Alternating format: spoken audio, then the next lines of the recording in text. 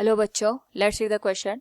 To similar thin equiconvex lens of focal length f each are kept coaxially in contact with each other such that the focal length of the combination is f1 when the space between the two lenses is filled with glycerin which has the same refractive index mu equals 1.5 as that of glass. Then the equivalent focal length is f2. The ratio f1 ratio f2 will be. Here we have given four options. Now to answer this question, first we will discuss here the key concept, and here the key concept is lens maker's formula, and it is given as 1 by f equals mu l divided by mu s minus 1 multiplied with 1 upon r1 minus 1 upon r2.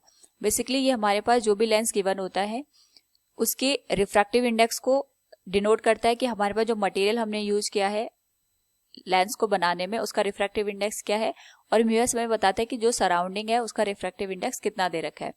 r1 is the radius of curvature of first surface and r2 is the radius of curvature of the second surface. जैसे अगर हम बात करें यहाँ पे convex lens या concave lens की, तो इसमें दो सरफेसेस होती हैं, दोनों की जो रेडियस ऑफ कर्वेचर होती है यहाँ पे उसकी वैल्यू हम यहाँ पे पुट कर देते हैं, और ये इसके सराउंडिंग का यहाँ पे रिफ्रैक्टिव इंडेक्स आ गया. दूसरा यहाँ पे जो ग्लास हम यूज करते हैं उसका रिफ्रैक्टिव इंडेक्स हम लेके चलते हैं.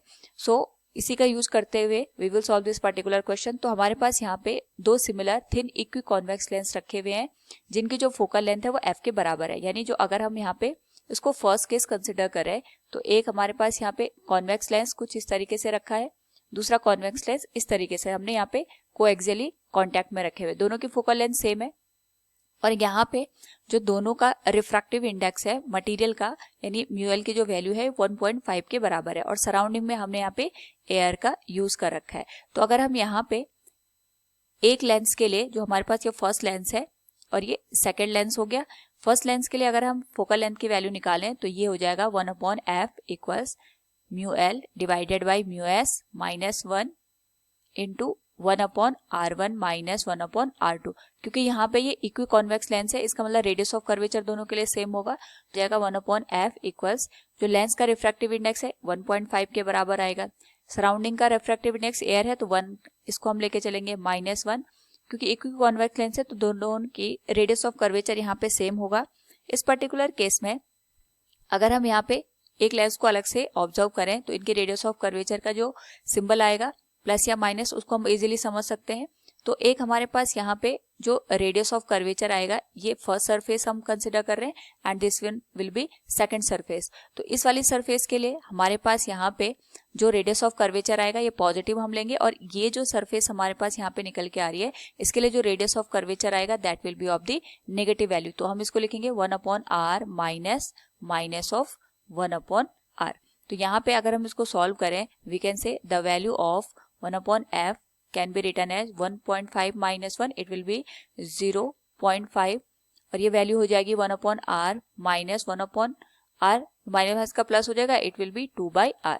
So from here the whole value can be written as 1 by r के. तो ये हमारे पास पहले लेंस की फोकल लेंथ आ गई. सो सिमिलरली हम यहाँ पे लिख सकते हैं सेकेंड लेंस की जो हमारे पास यहाँ पे फोकल लेंथ निकल के आएगी, ये भी सिमिलर निकल के आएगी क्योंकि हमने यहाँ पे सेम फोकल लेंथ और रेडियस ऑफ कर्वेचर का लेंस यूज किया है. तो it will be 1 upon f equals mu L divided by mu S minus 1 into 1 upon r1 minus 1 upon r2. Similarly यहाँ पे भी हम वैल्यू पुट करेंगे तो ये आ जाएगा 1 अपॉन एफ इक्वल्स लेंस का रिफ्रैक्टिव इंडेक्स 1.5 आ जाएगा, सराउंडिंग का 1 है तो इट विल बी 1.5 माइनस 1, और रेडियस ऑफ कर्वेचर आ जाएगी 1 upon r minus minus of r जैसे हमने पहले निकाला था.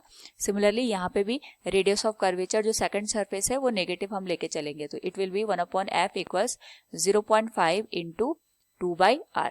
तो ये हो जाएगा हमारे पास 1 बाई आर के बराबर. क्योंकि हमने यहाँ पे दोनों को कॉन्टैक्ट में रखा है तो हमारे पास यहाँ पे जो इक्विवेलेंट फोकल लेंथ निकल के आएगी we can say equivalent focal length will be given as f1 according to the question हमें दे रखा है. तो 1 upon f1 will be 1/f1 plus 1/f2, दोनों की जो फोकल लेंथ है इनका रेसिप्रोकल आपस में ऐड हो जाता है. So it will B 1/f1 equals, ये आ जाएगा 1/f प्लस 1/f, क्योंकि यहाँ पे जो हमारे पास दोनों की फोकल लेंथ है वो सेम निकल के आई है, that is 1/r plus 1/r. तो ये वैल्यू हो जाएगी हमारे पास टोटल 2/r के बराबर. So from here we can say f1 की जो वैल्यू होगी it will be r/2. This will be equation number first.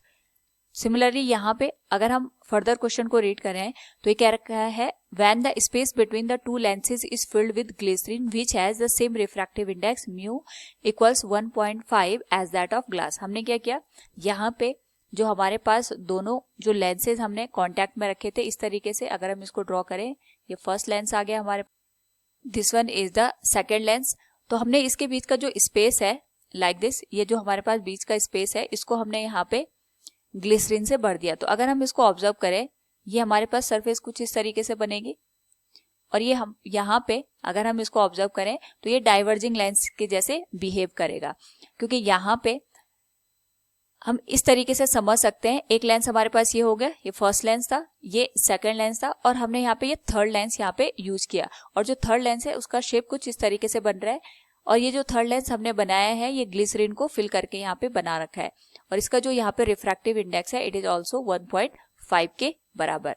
तो यहाँ से अगर हम इस थर्ड लेंस के लिए फोकल लेंथ निकाले, we can say focal length of third lens it will be 1/f3. इसको मैं मान के चल रही हूँ, it will be μl divided by μs minus 1 into 1/r1 minus 1/r2.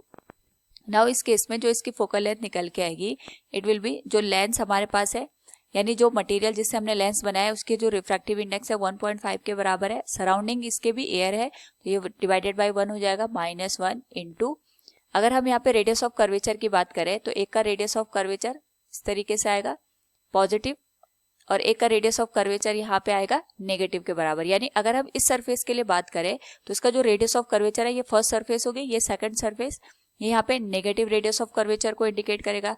और क्योंकि यहाँ पे जो हमारे पास दोनों कॉन्वेक्स लेंस है इनकी जो रेडियस ऑफ कर्वेचर सेम है तो इसी की वजह से यहाँ पे जो हमने ग्लिसरीन की हेल्प से जो लेंस का फॉर्मेशन करा है इसके लिए भी जो रेडियस ऑफ कर्वेचर आएगी वो सेम आएगी. So it will B minus of 1/r minus, ये वाली जो हमारे पास सरफेस है सेकंड ये पॉजिटिव ही रहेगी, so it will B minus 1/r. So from here 1/f3 will be 0.5 into minus of 2 divided by r, it will B minus of 1/r. Now हमने क्या किया, इन तीनों का यहाँ पे इक्विवेलेंट ले लिया. So we can say equivalent focal length can be written as f2 और यहाँ पे अगर हम f2 की वैल्यू फाइंड आउट करें it will B 1/f1 plus 1/f2 plus 1/f3, क्योंकि हमारे पास जो 1/f1 और 1/f2 है इनकी वैल्यू सिमिलर है. So from here we can write it will be 1/f2 equals 1/r plus 1/r plus minus of 1/r. 1/f3 की जो value है ये हमारे पास 1/r विद नेगेटिव साइन के साथ हमने यूज किया. तो अगर हम इसको यहाँ पे सॉल्व करें तो दोनों वैल्यू कैंसिल आउट हो जाएंगी, तो जो f2 की वैल्यू है it will be equal to r. This will be equation number second. So from here we can say the ratio of f1 ratio f2 will be, f1 की जो value है it is 2r और f2 की जो ratio है it is equal to r. r से r cancel हो जाएगा तो जो रेशियो बनेगा that will be 2:1. So from the given question we can say here the ratio of f1 ratio f2 will be 2:1. Option B will be the correct answer. Hope all you understood it. Thank you and best of luck.